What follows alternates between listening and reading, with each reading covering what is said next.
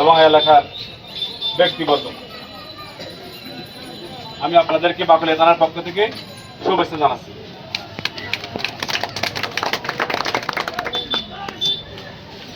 সমাজে এমন অনেক বিষয় আছে যা আমাদেরকে অশান্ত করে, নাকি? অনেক বিষয় আছে আমাদেরকে কি করে? অশান্ত করে। আমরা শান্তপ্রিয় মানুষ, নাকি?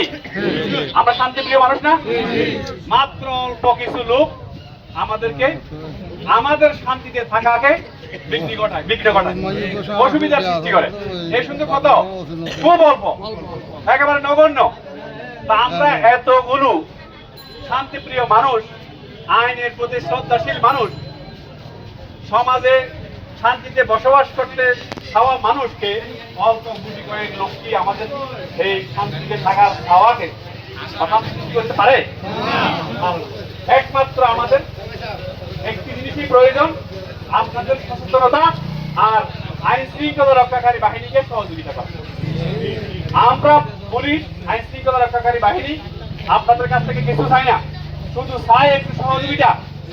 সে সহযোগিতা কি? তথ্য দিয়ে যে আমার ঘরের পাশে এই লোক মাদক বিক্রি করে, আমার ঘরের পাশের আমার এই প্রতিবেশী মাদক খায়, সে সমাজে চুরি করে, শৃঙ্খলা নষ্ট করে, ছিনতাই করে আর ইফটিজিং করে, নাকি মানুষকে অশান্ত করে রাখার সে প্রয়াস চালায়। এই তথ্যটা আমাদেরকে দিয়ে সহযোগিতা করলে আমরা আপনাদেরকে শান্তিতে থাকার সুযোগ করে দেওয়ার জন্য আপ্রাণ চেষ্টা করতাম। আমাদের আর কোনো ছাওয়া নাই, আমাদের ছাওয়া আপনার যা সংখ্যা, আমাদের পাওয়া হলো আপনার শান্তিতে থাকা। আপনারা ভালো থাকা হলো আমাদের কি? আমাদের পাওয়া। আমাদের আর কোনো কি নেই, আর কোনো পাওয়া নাই। আপনারা শান্তিতে থাকবেন, ভালো থাকবেন, এইটা হলো আমাদের পাওয়া। আপনারা ভালো থাকলে আমরা অনেক কিছু পাই, যেন আমাদের আর পাওয়ার কোনো কিছু থাকে না। আপনারা ভালো থাকেন, এরপরেও যদি আমাদের মধ্যে কোনো ত্রুটি বিচ্যুতি থাকে আপনারা এটা আমাদেরকে বলতে পারবেন। আমার অধস্থ যারা আছে বা আমার সাথে যারা কাজ করে, এদের কোনো ত্রুটি বিচ্যুতি থাকলে আমাকে বলতে পারবেন। আমার নিজের কোনো ত্রুটি বিচ্যুতি থাকলে আমার উপরে যারা আছে, আমাকে যারা দেখাশোনা করে, দেখভাল করে, তাদেরকে বলতে পারবেন। এখানে কোনো বাধা নাই। মোবাইল ফোন, আমাদের থানার মোবাইল ফোন, আমার মোবাইল ফোন উন্মুক্ত, আমাদের অফিসারদের মোবাইল ফোন উন্মুক্ত। আপনারা যে কোনো কাউকে ফোন দিয়ে জানাতে পারবেন। এখন মোবাইল ফোনে কথা বলতে টাকাও লাগে না আমাদেরকে জানাতে। 999 তিনটা 9-এ ফোন দিলে টাকা ছাড়াই আপনি আমাকে পাবেন। কি টাকা ছাড়াই আমাকে পাবেন? টাকা ছাড়া কথা বলতে কি সমস্যা আছে? জানান, আমরা চেষ্টা করি। হয়তো অনেক সময় আপনার জানাতে বা আপনার তথ্য দিয়াতে অনেক সময় আপনার কাঙ্ক্ষিত আপনার প্রত্যাশা পূরণ নাও হতে পারে, কিন্তু আপনি তারপরেও তো বসে থাকার সুযোগ নাই। আপনি একবার বললেন, হয়তো সারা ফেলেন না বা আমাকে ফেলেন না, আবার বলেন, আবার বলেন। আমি চাই আপনি আমাকে বলতেই থাকেন, আমাকে বিরক্ত করতেই থাকেন। কি জন্য? এলাকাকে শান্ত রাখার জন্য, নাকি? এখন মাদক আমাদের সমাজের অন্যতম সমস্যা। সব সমস্যার মধ্যে বড় সমস্যা হলো মাদক। এই মাদক ছেলে মেয়েকে চিনে না, ভাই বোনকে চিনে না, বাপ মেয়েকে চিনে না। এইরকম ঘটনা সমাজে অহরহ ঘটে যাচ্ছে। একমাত্র কারণ খুঁজে পাওয়া গেছে কি? মাদক। মাদককে আমাদের কি করতে হবে? নির্মূল করতে হবে। মাদক যারা সেবন করে তারাও আমাদের ভাই বন্ধু। তারা মাদক সেবন করে, তারাও আমাদের ভাই বন্ধু, পাড়া প্রতিবেশী। আমরা তাদেরকে আমাদের শত্রু হিসেবে দেখি না, তাদেরকে আমরা তাদের মানসিক অবস্থার একটা পরিবর্তন ঘটেছে বলে মনে করি। সবাই তার মাদক খায় না, খায়? তার মানসিক অবস্থার পরিবর্তন ঘটেছে, সেই মাদক খায়। আমরা তাকে সেই চোখে দেখার চেষ্টা করছি। যদি মাদক সেবীরা ভালো হয়ে যায় বা মাদক সেবন না করে নিজেকে পরিবর্তন করে, আমরা ধরে নিব তার মানসিক অবস্থার পরিবর্তন হয়েছে, সে সামাজিকভাবে না, সে হয়তো অসুস্থ হয়েছে। আর যদি সে সেবনের ধারাবাহিকতা অব্যাহত রাখে, তাহলে ধরে নিব সে অপরাধ করতেছে। কি করতেছে? অপরাধ করতেছে। এবার গেল যে মাদক বিক্রি করে, সে আমার শত্রু, সমাজের শত্রু, রাষ্ট্রের শত্রু, আপনার শত্রু। যে মাদক বিক্রি করে সে নিজে হয়তো খেতে পারে, কিন্তু তার ছেলে মাদক সেবন করুক, সে চায়? মাদক যে বিক্রেতা, সে তার ছেলেকে মাদক খাওয়ায়, তার বোনকে খাওয়ায়, তার স্ত্রী পুলিশকে খাওয়ায় না, তাহলে সে নিজের বারোটা ভালো বুঝে, সে না নিজের বারোটা ভালো বুঝে তো নাকি? এখন আমাকে খাওয়াইতে পারলে সে ভালো ভালো থাকা পারে। যদি আপনার ছেলে খাওয়াইতে পারে, আপনাকে খাওয়াইতে পারে, তাহলে সে কি খুব মজা নিতে পারে। সে নিজেরটা ভালো বুঝে, আরেকজনটা কি বুঝে না। আমরা তার বিরুদ্ধে আইনগত শক্ত ব্যবস্থা নিই, এক বিন্দু আমরা ছাড় দিব না, ঠিক আছে? আর এই যে চুরি চিন্তায় যারা করে, যারা পেশাদার এগুলো করতেছে বা অপেশাদার ভাবেও করতেছে, আপনারা তাদেরকে আইডেন্টিফাই করুন, আমাদেরকে তাদের ব্যাপারে তথ্য দেন, আমরা তাদের ব্যাপারে ব্যবস্থা নিব। আর এই যে মাদক, চুরি, ছিনতাইকারী, দস্যু, যে সমস্ত কর্মকাণ্ড আমাদেরকে শান্তিতে থাকার বাধা, এই সমস্ত কাজ যারা করে, আমরা যারা এখানে, আপনারা যারা এখানে বসবাস করেন, ঘরের মালিক আছেন, তারা যদি, আমার কয়েকটা ভাই বলছে, তারা যদি তাদেরকে ঘর ভাড়া না দেন, সেই মাদক ব্যবসা এখানে করে তাকে কেমন করবে, আর চুরি ছিনতাই কেমন করে নাকি?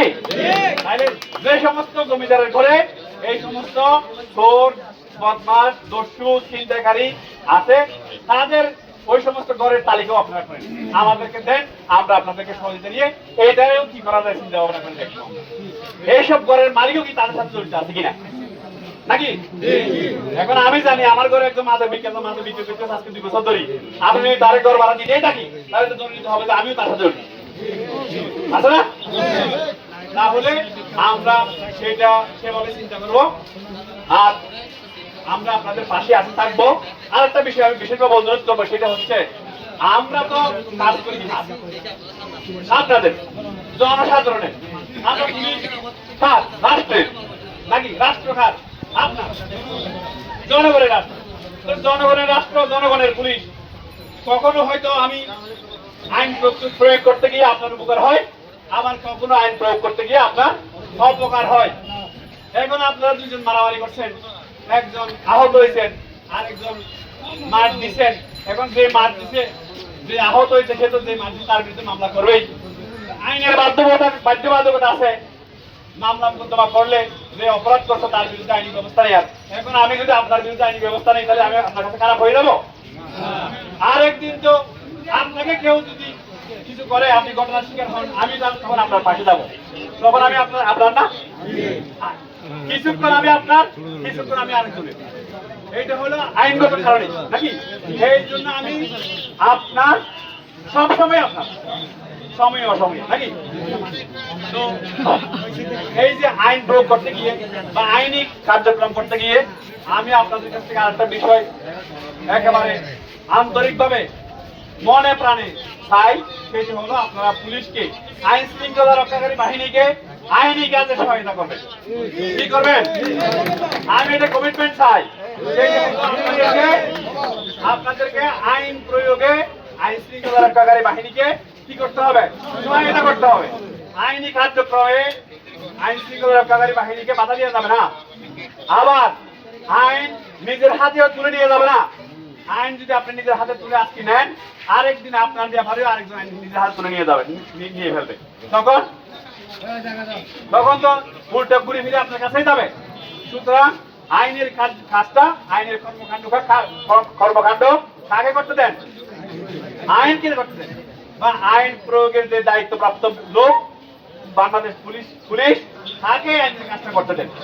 একজন অপরাধ করছে, তার মানে এই নয় যে অপরাধীকে আপনি ধরে শাস্তি দিবেন নাকি? এটা কি করা যাবে? আইনের যে আইনের দৃষ্টিতে অপরাধ করছে, তার শাস্তি দেওয়ার জায়গা আছে কোথায়? আদালত। পুলিশ করবে কি? তার আইনের অপরাধের ব্যাখ্যা দিয়ে আদালত কি করবে? সুপর্দ করবে।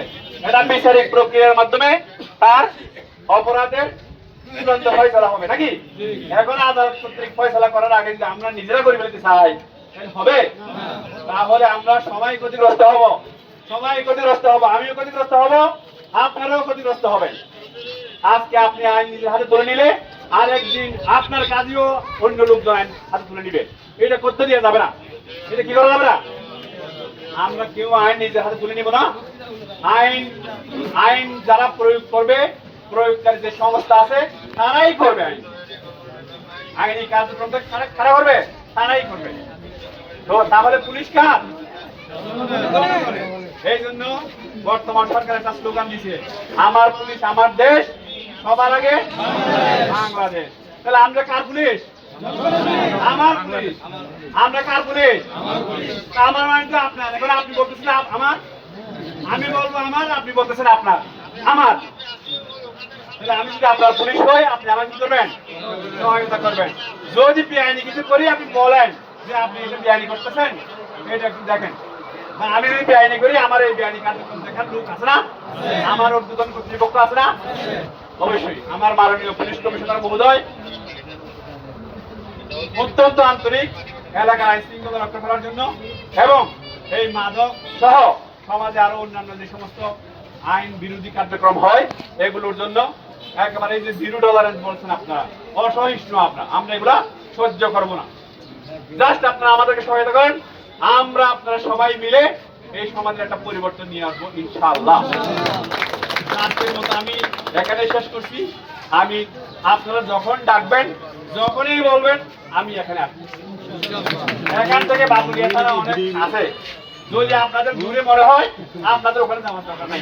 আমি এদেরকে ওনাদেরকেও বলছি, কাউকে আপনারা আমাকে ডাকবেন, আমি এখানে আসি, বসি এই কার্যক্রমগুলো করব। আমি যেখানে যাই বলতেছি আপনারা মামলা মোকদ্দমা দেরি বা অন্যান্য অভাব অভিযোগ দেওয়ার জন্য থানা দিতে হয় না। যদি বেশি ইমার্জেন্সি না হয় তাহলে আপনারা এগুলো জমা করে নিজেরা রেখে দিবেন। যে কোনো দরখাস্ত অভাব অভিযোগ সপ্তাহে বা 15 দিনে যে কোনো আমি এখানে আসবো। আপনাদের সমাজ কমিটির অফিস সর্ববার আসতে হবে। আমি এই অফিসে বসবো, আপনারা ডিগ্রি বলেন, অভিযোগ বলেন, দরখাস্ত বলেন, যে কোনো সমস্যার কথা আপনি আমাকে বলতে হবে। মানে এখানে বসেই শুনবো, থানায় যাওয়ার আগে। অর্থাৎ অফিস যেখানে বসবে সেটাই থানা। তো মাসে 15 দিনে আমি থানা এখানে বসাবো। মাসে 15 দিনে থানা কোথায় হবে? শান্তিনগর থানা হবে। 15 দিনের জন্য থানা কোথায় আসবে? শান্তিনগর। ঠিক আছে? তাহলে আপনারা সেই দিন তারিখ ঠিক করে আমাকে জানালে আমি ওই দিন আসি। সারাদিন হোক, অর্ধবেলা হোক, আমি এখানে উপস্থিত করব। ঠিক আছে? আপনাদের সমস্ত আলহামদুলিল্লাহ নিয়ে রাখবেন। আমি আসলে আমাকে দিবেন, আমি সাথে সাথে করে দিবেন। ধন্যবাদ সকলকে আপনাদের এই সহযোগিতা।